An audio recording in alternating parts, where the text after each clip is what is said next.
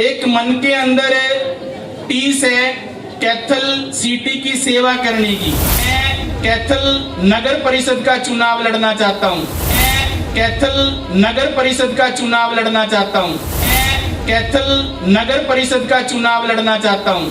मैं भाई साहब से प्रार्थना करता हूँ कि वो मुझे, यानी कि ये महिला की सीट है, मेरी घरवाली को ये कैथल नगर परिषद की टिकट दिलवाएं और मैं इस कैथल सिटी की सेवा करूं। नमस्कार, आप कैथल टीवी देख रहे हैं। मैं हूं अजय। आज कैथल के प्रमुख समाज सेवी पालाराम सैनी ने अपने स्कूल मूनलाइट पब्लिक स्कूल में भाजपा के प्रदेश महामंत्री पवन सैनी को आमंत्रित किया, जहां उन्होंने 100 एनटीटी विद्यार्थियों को डिप्लोमा भी बांटे तो एक बड़ी बात भी कह दी।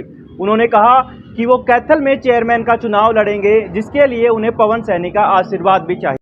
पार्लर का 500 लेडीजों को सिलाई का और 200 वो बेटियां जिनके फादर नहीं है या महिलाएं जिनके हस्बैंड नहीं है, उनको हमने बीएड करने के लिए ऐसी योजना बनाई थी।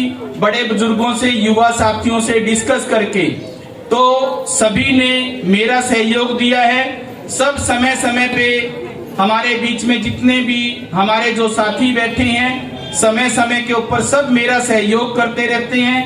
तो इस हौसले के साथ मैं आगे बढ़ता रहता हूं। और आज हमारे इस प्रोग्राम को चार चांद लगाने के लिए तो जो मीडिया के साथी, मीडिया के जितने भी साथी हैं, सभी बोलते हैं इनको पत्रकार, लेकिन मैं इनको अपना छोटा और बड़ा भाई बोलता हूं, क्योंकि मैं कभी इनको पत्रकार की उससे नहीं देखा, मैं अपने भाई की उससे देखता हूं। जितने भी पत्रकार साथी, मीडिया के भाई यहाँ आए हैं, मैं दिल से सभी भाइयों का स्वागत और धन्यवाद करता हूं।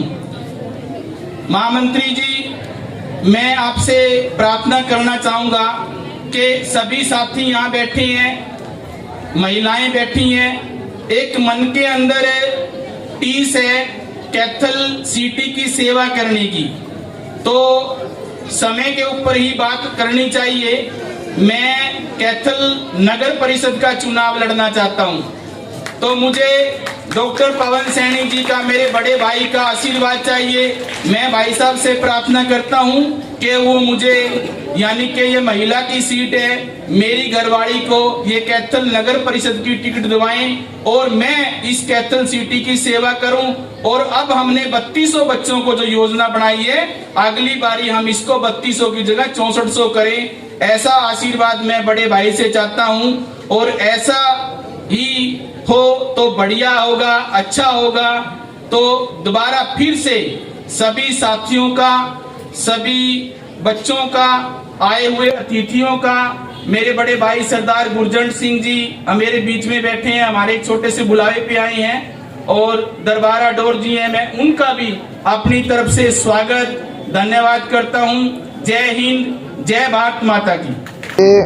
हमारे मूनलाइट पब्लिक स्कूल के संचालक और एमडी भाई पालाराम जी ने और महात्मा गांधी प्रौद्योगिकी प्रशिक्षण संस्थान के हमारे साथी नारौन से जो आए हैं, इन्होंने पिछले जो कोरोना काल था पिछले वर्ष का, इन्होंने तय किया कुछ न कुछ हम लोग इस कोरोना काल में करें इस देश और समाज के लिए। तो उन्होंने 100 बहन बेटियों के लिए एनटीटी का कोर्स करवाया फ्री ऑफ द कॉस्ट। तो उनका कोर्स पूरा हुआ है और आज एक ऐसे देश के बहुत ही, मैं कहता हूँ, संविधान निर्माता और बहुत पढ़े लिखे व्यक्ति, हमारे मार्गदर्शक, जिन्होंने हमेशा देश के दबे कुचले समाज के लिए संघर्ष किया, आज उनका महापरिनिर्वाण दिवस है।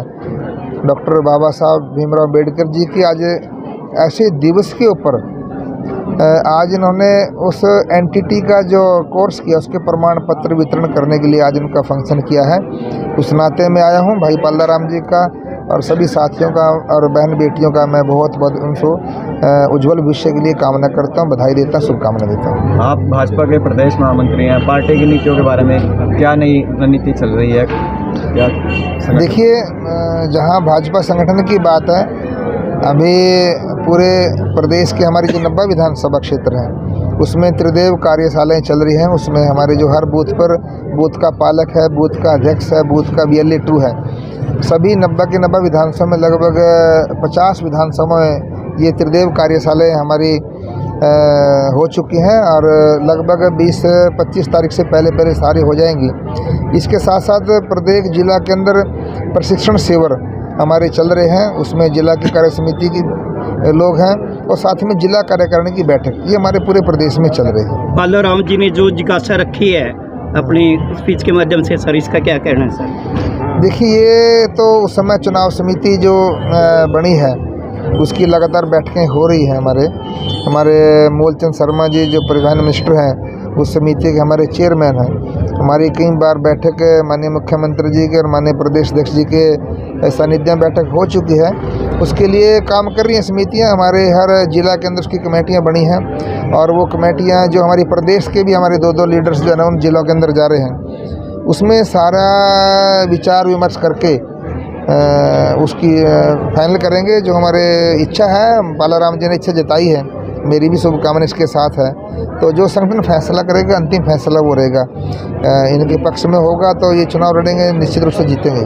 3 कृषि कानून रद्द हो चुके हैं, लेकिन एमएसपी पर किसान डटे हुए हैं, केस वापस करने की मांग ले रही हैं। मुख्यमंत्री से बातचीत भी चल रही है लेकिन समाधान नहीं हो रहा। भाजपा प्रदेश महामंत्री के होने नाते आप अंदर की बात बता दीजिए। देखिए भाई, अंदर की बात हमारे जो प्रधानमंत्री हैं वो जैसे मन की बात वो बोलते ही हैं, तो उन्होंने बड़े मन करके बड़ा मन किया उन्होंने इन कानूनों को वापस लेने का, जबकि बड़ी जद्दोजहद के साथ जहाँ जो पिछली व्यवस्था थी उसकी व्यवस्था के कारण हमारे किसान जो है ना आत्महत्या कर रहे थे, बता रहे थे किसानों की दुर्दशा है, किसानों की हालत बड़ी ख़राब है।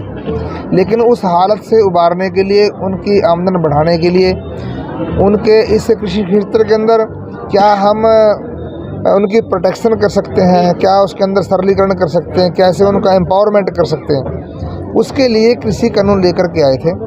लेकिन किसान यूनियन के लोगों ने, जत्थेबंदियों के लोगों ने, उन्होंने विरोध किया।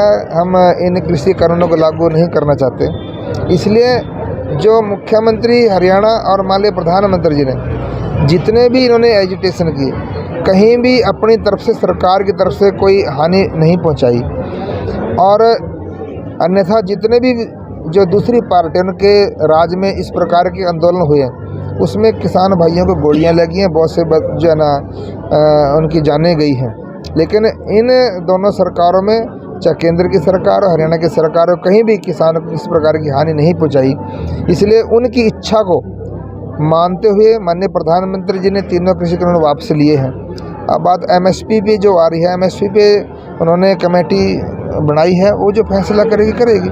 नहीं, जो केस रजिस्टर्ड हुए हैं वो तो स्टेट गवर्नमेंट वापस ले सकती है, लेकिन उसके लिए भी कोई कमेटी बनेगी, कोई ना कोई उस पर बैठ के बात करेंगे और उस पर जो भी सोल्यूशन देंगे हम लोग सब मानेंगे, उस बात को लेकर।